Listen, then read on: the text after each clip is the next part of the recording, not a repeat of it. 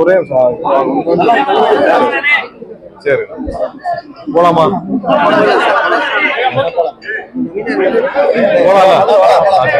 அனைவருக்கும் வணக்கம். இன்று எங்களுடைய நேற்று எங்களுடைய தலைவர் 234 தொகுதிக்கும் வேட்பாளரை அறிவித்தார்.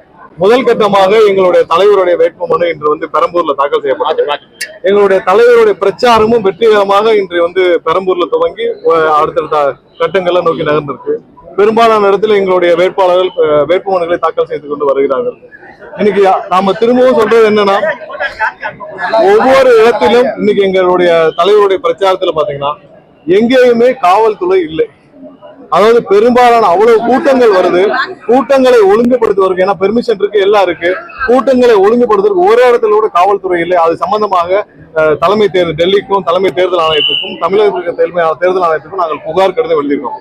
ஒரு பிரச்சாரம் தொடங்கிய பிறகு, எங்களுடைய தலைவருடைய பிரச்சாரம் தொடங்கிய பிறகு, அந்த இடத்துக்கு வந்த பிறகு மக்கள் எல்லாம் இருக்காங்க, ஒரு காவல்துறை அதிகாரி கூட அங்க இல்ல, ஒரு காவலர் கூட இல்லை. ஒரு சம்பவம் நடக்க வேண்டும், ஏதாவது ஒரு அசாதாரண சூழ்நிலை உருவாக வேண்டும் என்பதற்காகவே அந்த மாதிரியான சூழ்நிலையை காவல்துறையே ஏற்படுத்துகிறாங்கன்னு தெரியல. முக்கியமாக சென்னை காவல்துறை இதை வேண்டும் என்றே செய்கிறாங்கன்னு தான் நாங்க நினைக்கிறோம். அடுத்ததா பாத்தீங்கன்னா, இன்னைக்கு எங்களுடைய தலைவருக்கு கொளத்தூர்ல நாங்க பிரச்சாரத்திற்கான ஏற்பாடுகளை நாங்க செஞ்சிருந்தோம். அதுல மைக் யூஸ் பண்ணணும், ஸ்பீக்கர் யூஸ் பண்ணணும் அப்படின்ற பெர்மிஷனும் வாங்கியிருந்தோம். அது இருந்தும் கடைசி நேரம் வரை எங்களுடைய தலைவருக்கு அந்த பெர்மிஷன் கொடுக்கப்படவில்லை. கடைசி வரைக்கும் நாங்க போராடி, எங்களோட நிர்வாகம் எல்லாம் ரொம்ப போராடி நின்று பிரச்சனை பண்ணி எல்லாம் பண்ணிதான் கடைசி நேரத்துல எங்களுக்கு அந்த அனுமதி வழங்கப்பட்டது. மிகவும் கடுமையான ஒரு சூழ்நிலையில் ஒவ்வொரு இடத்திலும் எங்களுடைய பிரச்சாரத்திற்கான தடைகளை இங்க இருக்கிற காவல்துறை திமுகவுடன் இணைந்து கொண்டு, திமுகவுடன் பணம் பெற்றுக்கொண்டு, திமுகவுக்கு கைக்கூலியாக செயல்படும் ஒரு பெரும்பாலான அதிகாரிகள் இதை செஞ்சுக்கிட்டு வராங்க. இதற்கு எங்களுடைய கடுமையான கண்டனத்தை தெரிவிச்சு இன்னைக்கு நாங்க தலைமை தேர்தல் ஆணையம் டெல்லிக்கும் இங்க தமிழக தேர்தல் ஆணையர் தலைமை தேர்தல் ஆணையருக்கும் நாங்கள் கடிதங்களை அனுப்பிச்சிருக்கோம். அதற்கான இதுவும் அமைச்சிருக்கோம். கண்டிப்பாக அவர்கள் இந்த அதிகாரிகள் மீது நடவடிக்கை எடுக்க வேண்டும். தமிழகம் முழுவதும் எங்களுடைய வேட்பாளர் பிரச்சாரம் சுமூகமாக செல்ல வேண்டும். இந்த தேர்தல் ஒரு மாற்றத்திற்கான தேர்தல். கண்டிப்பாக 234 தொகுதி எங்களுடைய வேட்பாளர் வெற்றி பெறுவார். எந்த மாற்றம் கட்டும்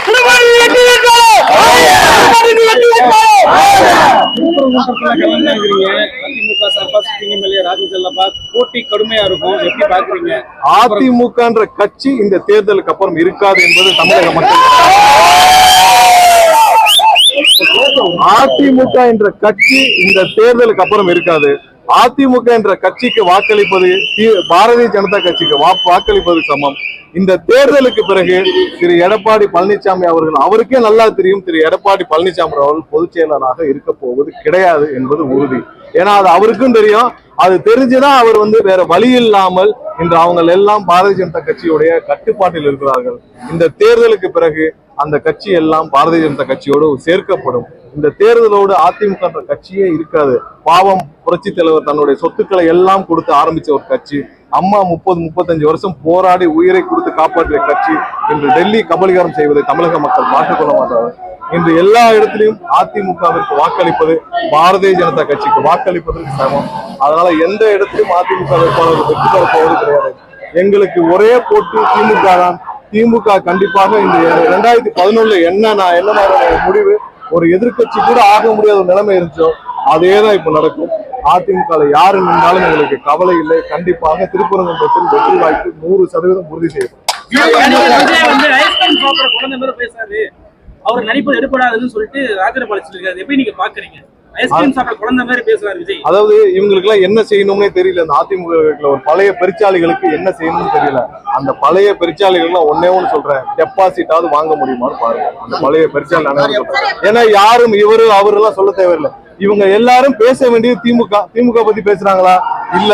4 நாள் ஒரு 6 மாசத்துக்கு முன்னாடி வரைக்கும் உங்களுடைய பொதுச் செயலாளர் தற்கூரி பழனிசாமி தவழ்ந்து போய் பதவி வாங்கிய பழனிசாமின்னு சொன்ன அண்ணாமலையுடன் கூட்டணி வைக்கிற உங்களுக்கு, நீங்கள் அவருடன் சேர்ந்து பாரதிய ஜனதா கட்சியுடன் கூட்டணி சேர்ந்த உங்களுக்கு பேசுவதற்கு பொதுவில் பேசுவதற்கு எந்த தகுதியும் கிடையாது. அவங்கள பத்தி நாங்க பேச வேண்டியது. இந்த பழைய பெருச்சாலைகள் அனைவரும் அவங்களுடைய சொத்துக்களை காப்பாற்றுவதற்காக இன்னைக்கு பாரதிய ஜனதாவுடைய அடிமைகளாக இருக்கிறார்கள். அவரை பற்றி எங்களுக்கு கவலை இல்லை. திருப்பரங்குன்றம் வெற்றி வாய்ப்பு 100% இருக்கு. அங்க இருக்கிற மக்கள் அமைதியை விரும்புகிறார்கள். நாங்கள் எங்களால் தான் அமைதியை நிலைநாட்ட முடியும். அங்க பாரதிய ஜனதா கட்சியோ அதிமுக இல்ல, பாரதிய ஜனதா கட்சியோ இல்ல வேற எந்த கட்சியோ ஆட்சிக்கு வந்தாலும், வேற எந்த கட்சி அங்கே வெற்றி பெற்றாலும் அங்கே அமைதி இருக்காது. தமிழக வெற்றி கழகம் வந்தால் மட்டும்தான் திருப்பரங்குன்றம் அமைதியை திரும்பும். நாங்கள் வந்துதான் அமைதியை நிலைநாட்டுவோம்.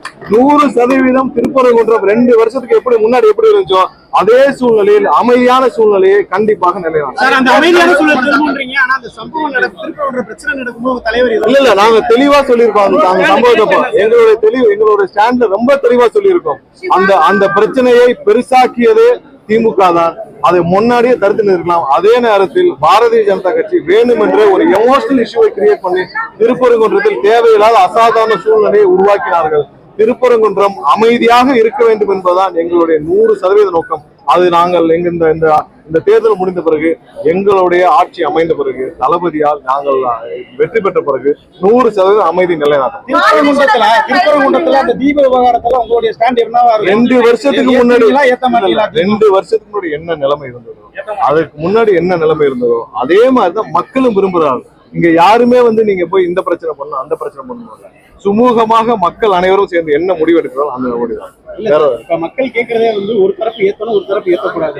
இல்ல அங்க லோக்கல் ஒரே நிமிஷம், அங்க இருக்கிற மக்கள் என்ன நினைக்கிறாங்கன்னா இங்க அமைதியா இருக்கணும், இங்க எந்த பிரச்சனையும் வேண்டாம். திருப்பூர் மலைக்கு போறப்ப இவ்வளவு பேரிகார்ட் எல்லாம் வேண்டாம், இத்தனை போலீஸ் வேணாம், போறவங்களை என்ட்ரி பண்ணிட்டு உள்ள போய் ஒவ்வொருத்தர என்ட்ரி பண்ணிட்டு வேணாம்.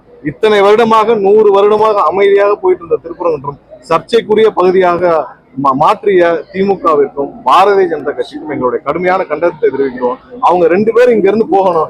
தமிழ்நாட்டுல எந்தவித எமோஷனல் இஷ்யூஸை இவங்களால கிரியேட் பண்ண முடியாது, கிரியேட் பண்ண விடமாட்டோம் என்பது உறுதியாக இருக்கும். திருப்பரங்குன்றம் மக்களுக்கு என்ன வாக்குறுதி சார் வைக்கிறீங்க? இல்ல கண்டிப்பாக திருப்பரங்குன்றம் ஒரு ஹார்ட் ஆஃப் த மதுரை. ஏன்னா அங்க ஏர்போர்ட்டை சுத்தி பெருமையான பழமையான அனைத்து பாரம்பரியத்தையும் தாங்கி நிற்கிற ஒரு இடம். அந்த இடத்திற்கு இதுவரை எந்த வித ஒரு வளர்ச்சியும் கொடுக்கவில்லை. மிகப்பெரிய ஒரு எல்லா தரப்பு மக்களும் வாழும் ஒரு இடம். அங்க எந்த வித இண்டஸ்ட்ரி, அவங்களுக்கு என்ன வேலை வாய்ப்புகள், சரியான போக்குவரத்துகள், ஒரு பாலங்கள் எதுவுமே அமைக்கப்படவில்லை. பெரிய பெரிய கல்லூரிகள் இருக்கு, அவர்களுக்கு கூட ஒரு தரமான ஒரு சாலை வசதியோ அவங்களுக்கு தேவையான அடிப்படை வசதியோ இல்லை. கண்டிப்பாக அந்த பகுதி மக்களின் வாழ்க்கையை மேம்படுத்தவும், அனைத்து தரப்பு மக்களின் வாழ்க்கையை மேம்படுத்தவும், அனைத்து வளர்ச்சிக்கு தேவையான அனைத்தையும் நாங்கள் கண்டிப்பாக. திருப்பரங்குன்றம் பிரச்சாரத்துக்கு விஜய் வருவாரா? உங்களுக்கு தலைவர் கண்டிப்பாக வருவார்.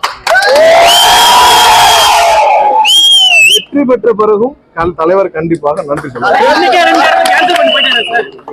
இன்னைக்கு நடந்தது 100% திமுக செய்த சதி. அதற்கு ஆதரவாக இருந்த காவல்துறை அதிகாரிகள் நாங்கள் எங்களோட கண்டனத்தை தெரிவித்து அவர்களை மாற்ற வேண்டும், டிரான்ஸ்பர் பண்ணணும்னு சொல்லி நாங்கள் ஏற்கனவே தலைமை தேர்தல் அதிகாரிக்கு அனுப்பியிருக்கிறோம்.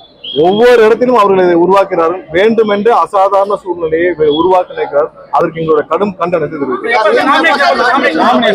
இந்த வாரம் ஃபைல் பண்ணிடுவோம். இந்த வாரத்துக்குள்ள கண்டிப்பாக நாமினேஷன். பிரச்சாரம் இன்னைக்கு இருந்து தொடங்கியாச்சு. பிரச்சாரம் இன்னைக்கு இருந்து தொடங்கியாச்சு. நன்றி.